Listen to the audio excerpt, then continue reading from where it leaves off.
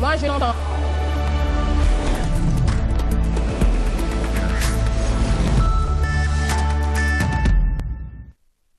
Bienvenue sur Midi en TV Afrique. Bienvenue dans cette nouvelle édition. Donc voici les titres. Au Maroc, le roi Mohamed VI a présidé hier au Palais Royal à Casablanca la cérémonie de présentation du projet de réalisation par le groupe chinois Bait Auto Industries d'un écosystème de transport électrique. Ce projet pilote occupera une superficie de 50 hectares, dont 30 hectares couverts, et créera 2500 emplois directs. 2 Palestiniens ont péri dans des raids aériens sur Gaza et plus de 150 blessés lors de heurts en Cisjordanie, 3 jours après la décision américaine de reconnaître Jérusalem comme capitale d'Israël. Le Fatah du président palestinien Mahmoud Abbas a enjoint les Palestiniens à poursuivre.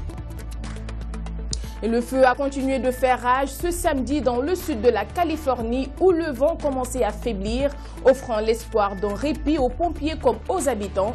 Plus de 70 000 hectares ont déjà été réduits en cendres depuis lundi dans les régions de Los Angeles. Soyez les bienvenus sur Midi en TV Afrique.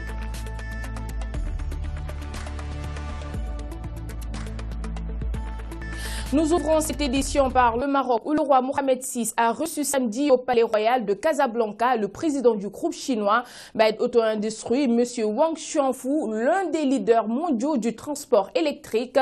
Cette audience traduit la volonté soutenue et constante du souverain marocain de faire du Maroc un pays attractif pour les grands investisseurs mondiaux de divers horizons et de consolider le rang du Maroc sur la carte mondiale des investissements. Leader mondial du transport électrique, Bait Auto Industries compte 220 000 employés répartis sur plus de 30 sites d'industriels dans le monde. Et suite à cette audience royale, le roi Mohamed VI a présidé hier, toujours au Palais Royal à Casablanca, la cérémonie de présentation du projet de réalisation au Maroc par le groupe chinois Bait Auto Industries d'un écosystème de transport électrique. Le lancement de ce projet d'envergure avec Bait Auto Industries conforte l'engagement du Maroc en matière de développement durable. Le nouveau projet du groupe chinois qui va générer 2500 emplois directs, c'est l'un des projets structurants lancés sous l'impulsion du roi Mohamed VI, qui inscrit le Maroc sur le chantier de l'émergence économique et du modernisme.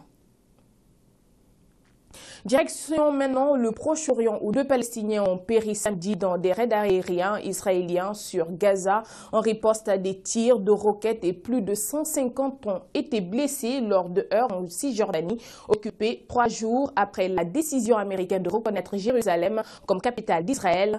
Le Fatah du président palestinien Mahmoud Abbas a enjoint les Palestiniens à poursuivre la confrontation et à élargir à tous les points où l'armée israélienne est présente dans une déclaration publiée hier soir.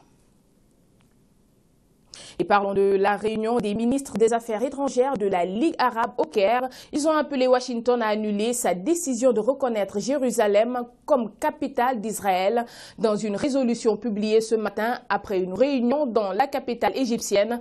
Les ministres des pays membres s'étaient rassemblés samedi soir au siège de la Ligue arabe pour une réunion extraordinaire en vue de formuler une réponse à la décision américaine qui a provoqué une vague de mécontentement dans le monde arabe. Ils ont également appelé la communauté internationale à reconnaître un État palestinien avec Jérusalem-Est comme la capitale et partie orientale de la ville annexée depuis 1967 par Israël. فإننا ندعو كل الشعوب المحبة للسلام لأن ترفع صوتها صريحا بلا Et cette colère du monde arabe et musulman, sachez donc que la reconnaissance par les États-Unis de Jérusalem comme capitale d'Israël continue de provoquer la colère du monde arabe et des musulmans, je vous le disais. Une dizaine de manifestants ont été arrêtés par la police samedi à Istanbul lors d'une manifestation. Les protestataires qui portaient des banderoles avec des inscriptions contre l'impérialisme, le sionisme et leurs alliés s'étaient rassemblés dans le quartier de Kadikoy sur la rive asiatique du Bosphore. Le président turc Recep Tayyip Erdogan a qualifié samedi d'Israël comme État qui occupait et ayant recours à la terreur, ajoutant qu'Ankara ne reconnaîtrait pas la décision américaine de désigner Jérusalem comme capitale de ce pays.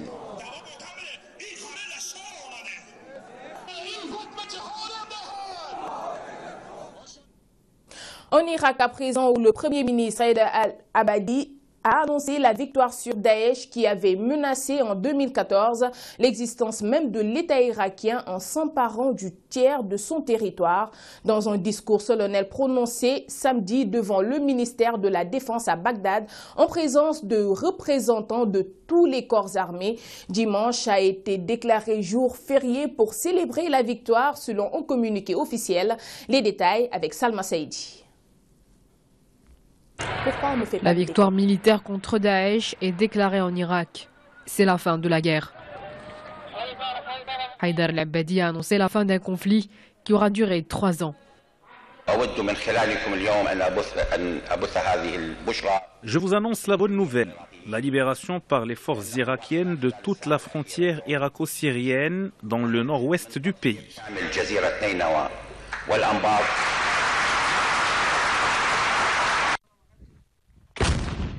Sur le terrain, les forces irakiennes ont lancé il y a 2 semaines un probable dernier front pour traquer et prendre en tenaille les combattants de Daesh qui se cachent dans le désert. Nous avons libéré le dernier point frontalier conjoint avec la Syrie. Nous sommes maintenant sur la route principale entre l'Irak et la Syrie. Pour en finir totalement avec Daesh, l'armée irakienne a annoncé son intention de nettoyer à une date non précisée le Wadi Houran, une vallée d'Irak située dans la province occidentale d'Al-Anbar. Daesh est toujours présent dans ce relief accidenté avec des gorges pouvant atteindre 200 mètres de profondeur où il a établi des caches et dispose de dépôts d'armes. La Corée du Nord a accusé les États-Unis de chantage nucléaire lors des discussions avec un haut responsable de l'ONU, mais a accepté de communiquer régulièrement avec l'organisation mondiale. Le diplomate américain Jeffrey Feltman, secrétaire général adjoint des Nations Unies aux affaires politiques, est arrivé samedi à Pékin après une visite de 5 jours à Pyongyang visant à désamorcer la crise dans la péninsule coréenne. Par ailleurs, M. Feltman a souligné la nécessité d'une application totale des résolutions du Conseil de sécurité. Il a aussi dit que la solution à la crise dans la péninsule coréenne ne pouvait être que diplomatique via un processus de dialogue sincère.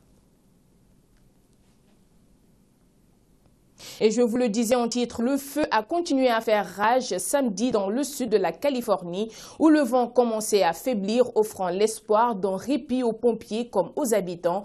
En plein mois de décembre, plus de 70 000 hectares ont déjà été réduits en cendres depuis lundi dans les régions de Los Angeles, Santa Barbara au nord et San Diego au sud. Mais le feu n'a fait à ce stade qu'une seule victime. Samedi, profitant de ce répit, certains Californiens ont regagné leur domicile afin de constater les dégâts causés par ces incendies qui ont contraint des milliers de personnes à fuir leur région.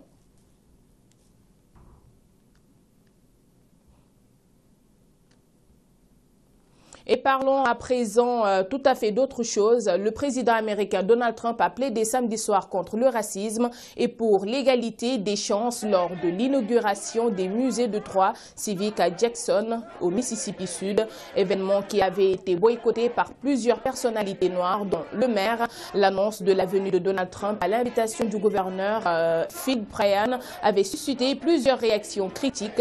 Nous voulons que notre pays soit un endroit où chaque enfant, quelles que soient ses origines, puisse grandir sans peur, sans reconnaître la haine et entouré d'amour, d'opportunités et d'espoir, a déclaré le président après avoir visité le tout nouveau musée des droits civiques du Mississippi. Le musée rend hommage à ce mouvement et à ses grandes figures telles Martin Luther King ou Medgar Evers, assassinés à Jackson en juin 1963 par un suprémaciste blanc.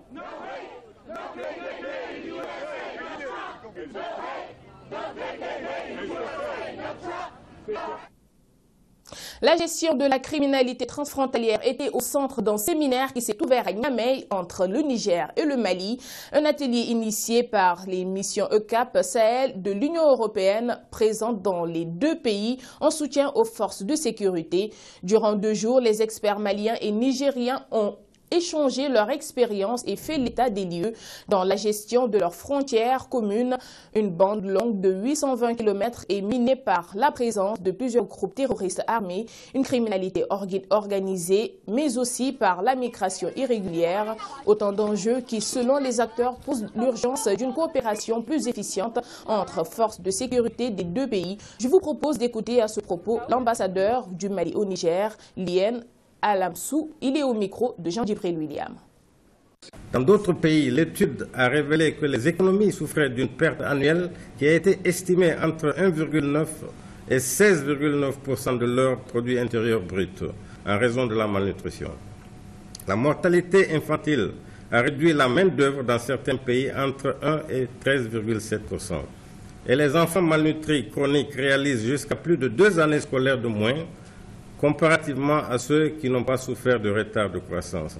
Et bien entendu, ceci affecte leur chance de participer activement à la vie économique une fois adultes. En somme, il s'agit bien de démontrer que le coût de l'inaction peut être très très lourd à porter pour les économies africaines. Cette étude nous confirme que nous travaillons tous dans le bon sens pour mettre fin au drame qu'est la malnutrition infantile. Et voilà, c'est ainsi que se referme ce journal. Merci de l'avoir suivi, mais restez avec nous, les programmes continuent sur Médian TV après.